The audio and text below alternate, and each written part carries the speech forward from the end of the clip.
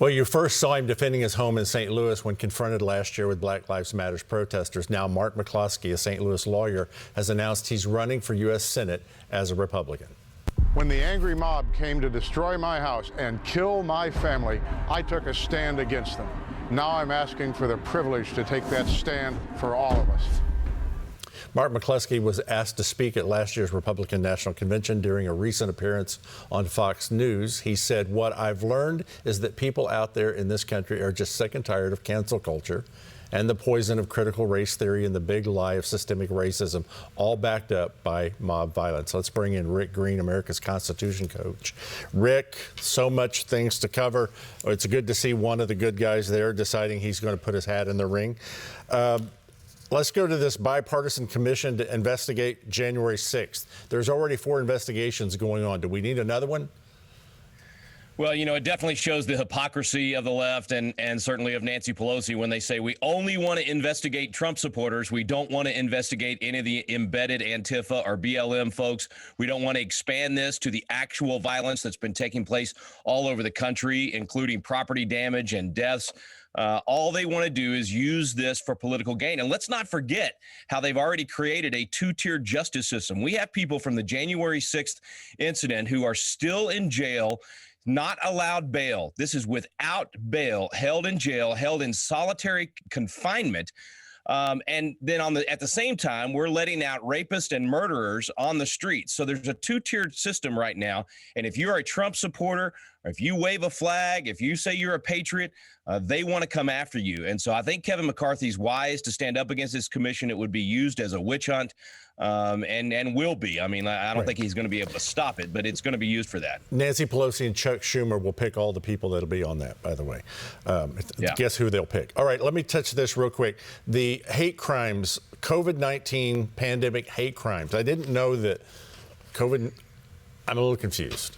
Rick? Well, unless they're talking about the hate crime on the American people, that apparently our leaders hate us so much, they've been muzzling us and keeping us from breathing for a year and locking us in our homes. I would call that a COVID-19 hate crime, but oh my goodness, they love to create these special crimes if they're committed upon someone of a particular color of skin, which is, of course, going backwards to the day where we judge people based on the color of their skin. So more ridiculousness, more virtue signaling from the politicians in Washington, D.C., and hopefully will be opposed by the Republicans. But as you said, you know, with the majority the Democrats have, likely to be pushed through. All right, Rick, let's get some good news. Are you ready? Let's go to Mike Garofalo. Yes. He's got an update for some good news for us. Mike? Greg, you are correct. This is good news. Just coming down from USA Today.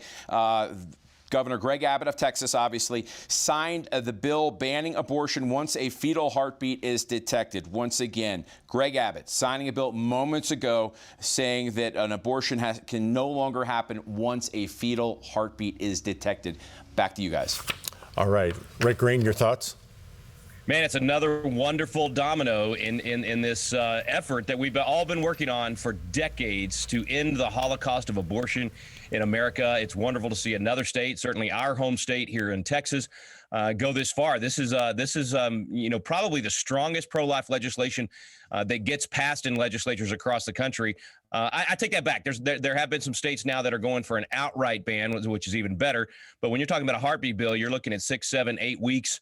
Anything after that, banning abortion. So this is a huge step forward. And remember what we talked about earlier this week with this case being taken up by the Supreme Court in October.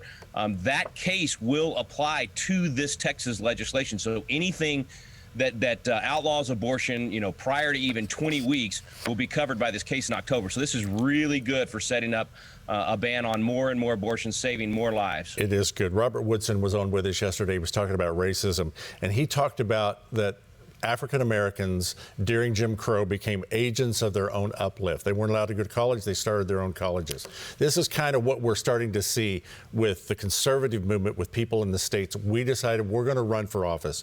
We're going to get on the school boards. We're going to get involved and learn the Constitution. Tell people quickly, 20 seconds, how they can learn more about the Constitution with you, Rick.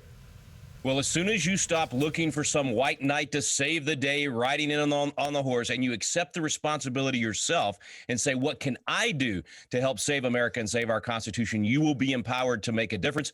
Most important thing I can encourage you to do is go to constitutioncoach.com today, get signed up to be a coach. It's easy, it's free, and start hosting these classes at your church or in your home and be a force multiplier. Help to educate those around you and educate yourself. We're all in this together, and if we'll do our part, I believe God's going to use us to save this country. You're absolutely right. Make sure you do that. Tell somebody else about it as well. All right, real quick before we go, Tim, let me come back down to the border and get an update from you and where